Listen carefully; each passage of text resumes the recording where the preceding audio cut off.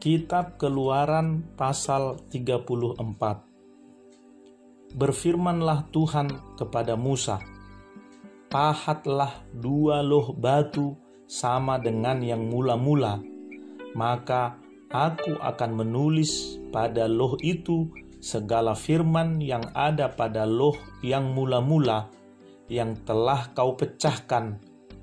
Bersiaplah menjelang pagi dan naiklah pada waktu pagi ke atas gunung Sinai. Berdirilah di sana menghadap aku di puncak gunung itu.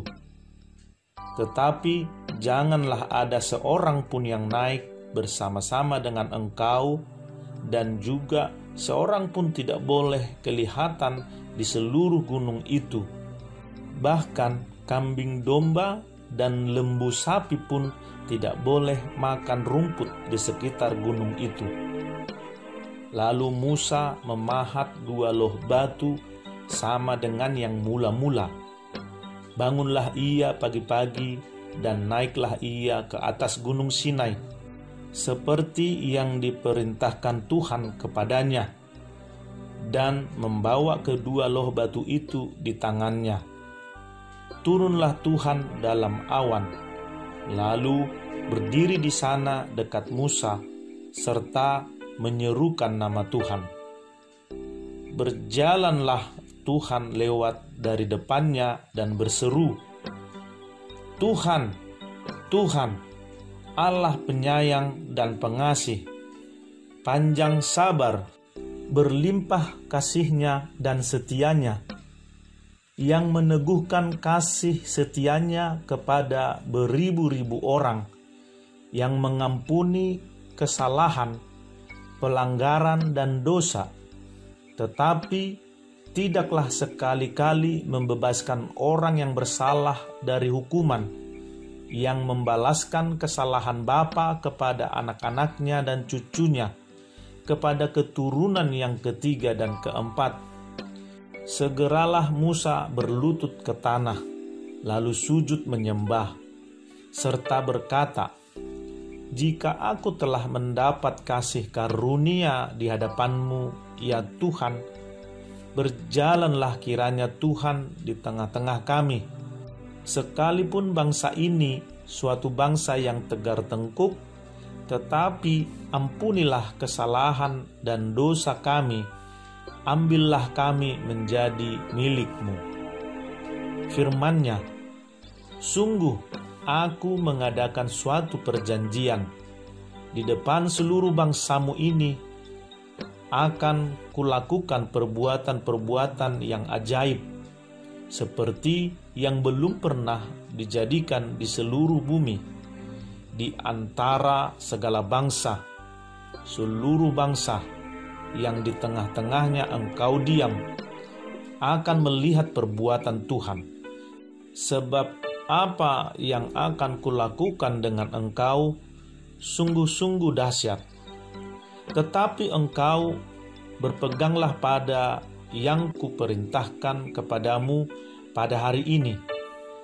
Lihat, aku akan menghalau dari depanmu orang Amori, orang Kanaan, orang Het, orang Feris, orang Hewi, dan orang Yebus. Berawas-awaslah, janganlah kau adakan perjanjian dengan penduduk negeri yang kau datangi itu, supaya jangan mereka menjadi jerat bagimu di tengah-tengahmu.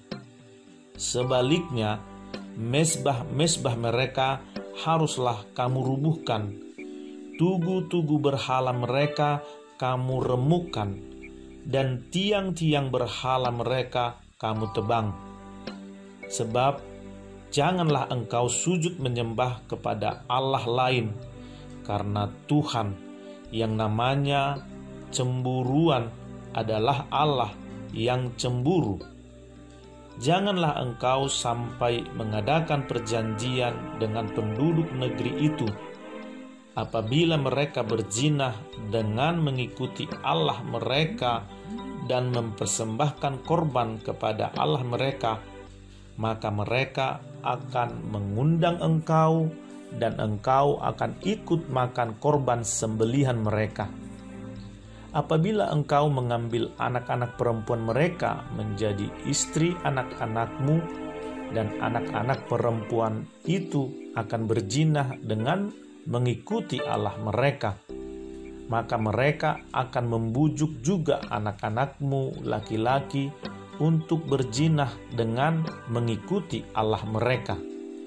Janganlah kau buat bagimu Allah tuangan. Hari raya roti tidak beragi haruslah kau pelihara. 7 hari lamanya engkau harus makan roti yang tidak beragi, seperti yang kuperintahkan kepadamu, pada waktu yang ditetapkan dalam bulan Abib, sebab dalam bulan Abib itulah engkau keluar dari Mesir.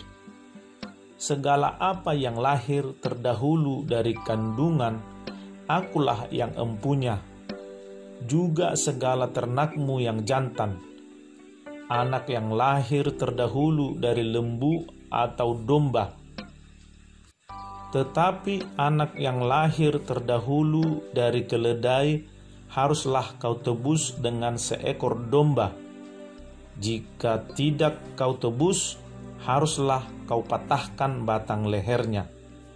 Setiap yang sulung dari antara anak-anakmu haruslah kau tebus, dan janganlah orang menghadap ke hadiratku dengan tangan hampa. 6 harilah lamanya engkau bekerja, tetapi pada hari yang ke-7 haruslah engkau berhenti, dan dalam musim membajak dan musim menuai haruslah engkau memelihara hari perhentian juga. Hari raya 7 minggu, yakni hari raya buah bungaran dari penuaian gandum, haruslah kau rayakan, juga hari raya pengumpulan hasil pada pergantian tahun.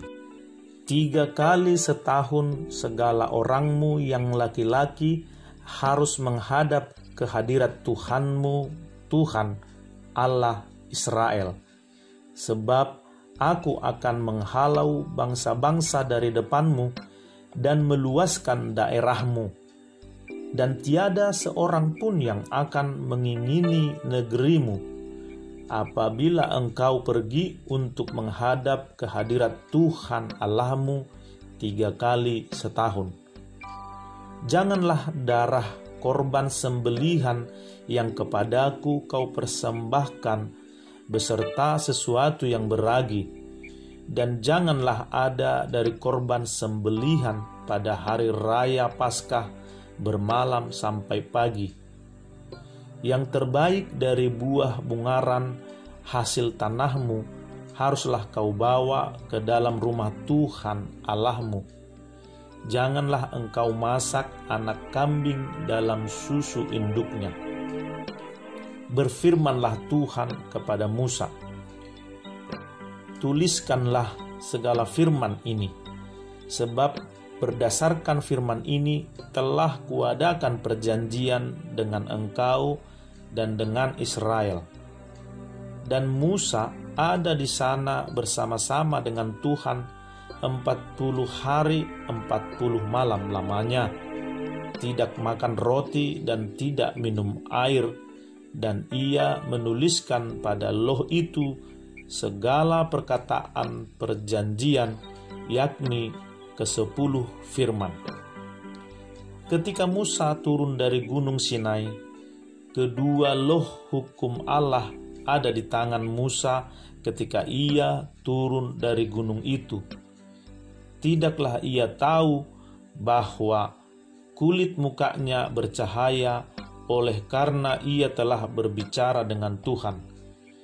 Ketika Harun dan segala orang Israel melihat Musa, tampak kulit mukanya bercahaya, maka takutlah mereka mendekati dia. Tetapi Musa memanggil mereka, maka Harun dan segala pemimpin jemaah itu berbalik kepadanya, dan Musa berbicara kepada mereka. Sesudah itu mendekatlah segala orang Israel, lalu disampaikannya lah kepada mereka segala perintah yang diucapkan Tuhan kepadanya di atas Gunung Sinai. Setelah Musa selesai berbicara dengan mereka, diselubunginya lah mukanya. Tetapi apabila Musa masuk menghadap Tuhan untuk berbicara dengan dia, ditanggalkannya lah selubung itu sampai ia keluar. Dan apabila ia keluar, dikatakannya lah kepada orang Israel apa yang diperintahkan kepadanya. Apabila orang Israel melihat muka Musa, bahwa kulit muka Musa bercahaya, maka Musa menyelubungi mukanya kembali sampai ia masuk menghadap untuk berbicara dengan Tuhan.